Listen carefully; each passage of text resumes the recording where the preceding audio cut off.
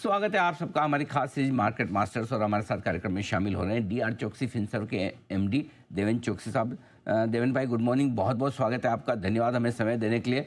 सबसे पहला सवाल बाजार के मूड माहौल पर ही क्या समझा जाए सर, क्या जो कुछ पिछले 2 हफ्तों में थोड़ा सा रुझान फिर से तेजी की तरफ बनता हुआ दिखा है, उम्मीद करें कि मजबूती की तरफ बढ़ेगा। किस तरह से देख रहे हैं बाजार का डायरेक्शन आप आगे चलते हुए? गुड मॉर्निंग अनिल जी।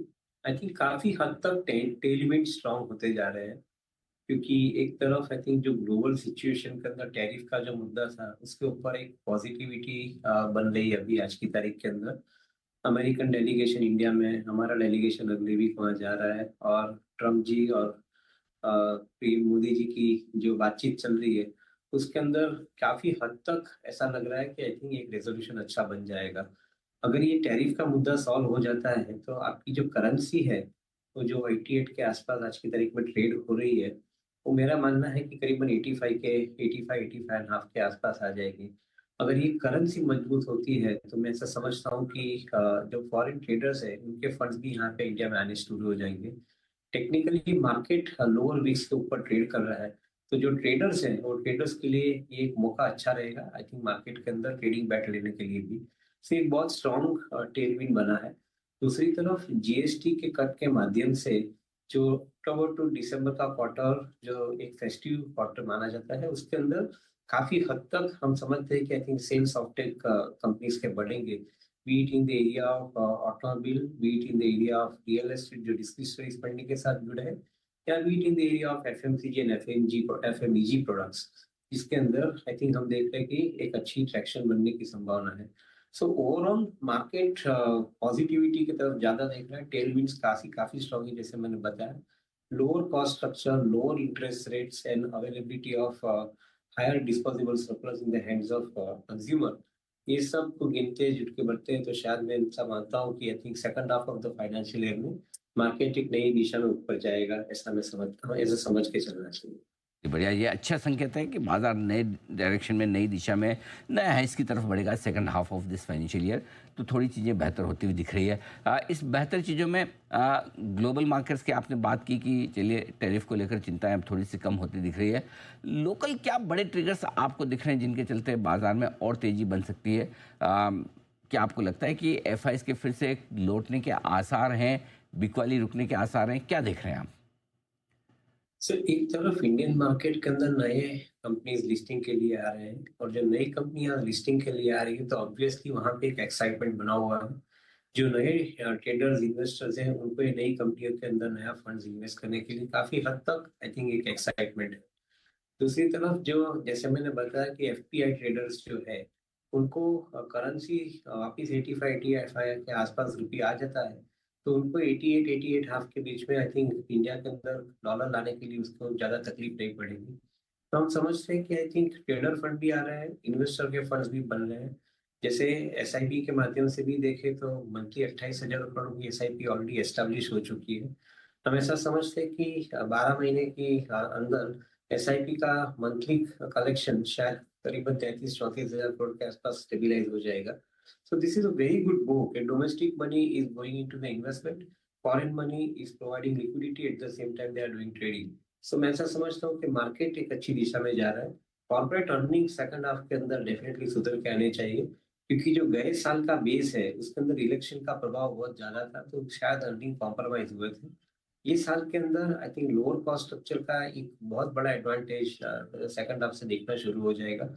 तो many commodity companies, many ancillary companies, जिसके अंदर हम देख रहे हैं कि आई थिंक काफी हद तक ट्रैक्शन बना है, तो शायद I think you are going to see a very large amount of growth returning back in the second half of the financial year in the corporate sector. Okay, तो ये है आपके लिए एफ आई की खरीदारी और बिकवाली को लेकर पूरा का पूरा माहौल। अब बताएं सर, ऐसे माहौल में कहाँ आप निवेश का मौका ढूंढ रहे हैं? क्या पसंद है आपको? सो मैं ऐसा समझता हूँ कि जब ये मार्केट साइडवेज रहता है और टेलविंड स्ट्रांग बनता है तो जो निग्लेक्टेड स्टॉक है जिनके फंडामेंटल्स काफी स्ट्रांग है उसको सबसे पहले पिकअप करना चाहिए। मोमेंटम स्टॉक को आप ज्यादा पिकअप करने जाओगे तो आई थिंक महंगाई में आपको खरीदारी करनी पड़ेगी। I think most of the momentum stocks would today cost us at a premium valuation, Whereas good quality fundamental stocks, I think they are not catching the momentum. They are available at a reasonable growth rate and the valuations. तो जिसके अंदर housing finance company है, क्योंकि real estate के साथ में जुड़ा हुआ कारोबार है, तो एक हाउसिंग फाइनेंस कंपनी है जिसे हमें उसमें हमें ज्यादातर एक विश्वास बनता है। दूसरी तरफ हमें एक विश्वास बनता है कि ऑटोमोबाइल ऑटोमोबाइल एंसिलरी के अंदर definitely lower interest cost and higher disposable surplus is going to add into the demand. तो शायद ये एक सेक्टर को ज्यादा पसंद करते हैं, उसके अंदर ग्रोथ हमें अच्छी दिख रही है। तीसरी तरफ जो कंपनियां इंजीनियरिंग R&D के कारोबार में है, जिसके पास क्षमता है कि अपने OEM कस्टमर्स को इंजीनियरिंग सॉल्यूशंस दे सके through the medium of embedded technology in IT, तो मैं ऐसा समझता हूँ कि I think even those companies are relatively stronger companies, be it in EMS segment or be it into any kind of embedded chip segment. I think whichever these companies are in the mid-tier IT segment. तो उसके अंदर हमें ज्यादातर विश्वास है। मैं समझता हूँ कंज्यूमर क्रेडिट का बिजनेस जो है, ये सेकंड हाफ के अंदर आपको बहुत अच्छी तरह से आगे बढ़ता दिखेगा, because individual consumer is buying lot of credit and as a result of which I think consumption is also increasing, and the credit is provided by some of the large NBFC companies and the corporate banks. So वहां पे भी हम देख रहे हैं कि एक अच्छा कारोबार बनने की संभावना है। They are neglected stocks in the market to a greater extent. बिल्कुल ठीक बात है। सर, ऐसी सिचुएशन में क्या लगता है आपको, एक ही जो चिंता बची है बाजार में थोड़ी बहुत, तो कि कंपनियों के नतीजे कब सुधरने शुरू होंगे, कब सुधरने शुरू होंगे, आपका क्या अनुमान है? क्या इसी सितंबर तिमाही के नतीजे जब आएंगे वहीं से सुधार दिखेगा, या एक दो तिमाही और इंतजार करना पड़ेगा? बिकॉज ऑफ दी 15 अगस्त से 22 सितंबर का जो एक अनसर्टन पीरियड रहा है GST का इम्प्लीमेंटेशन का, even though there is a clarity about GST rates, I think implementation is happening from 22nd September. तो शायद ही एक महीने का जो बिजनेस है मोस्ट ऑफ द कंपनीज के लिए आप मान के चलिए कि थोड़ा बहुत अफेक्ट हुआ है, and as a result of it सितंबर क्वार्टर के रिजल्ट के अंदर उसकी एक नेगेटिव इम्पैक्ट डेफिनेटली दिखेगी। बट मैं ऐसा समझता हूँ कि market is discounted this negative impact. May be result आने के साथ में थोड़ा बहुत रिएक्शन आ सकता है, but market is by and large discounted this negative impact. So may be in the second half of the financial year हम समझते हैं कि थर्ड क्वार्टर जो फेस्टिव क्वार्टर है उसके अंदर डिमांड जोर से राइज होके आई think even the numbers will support for the industry.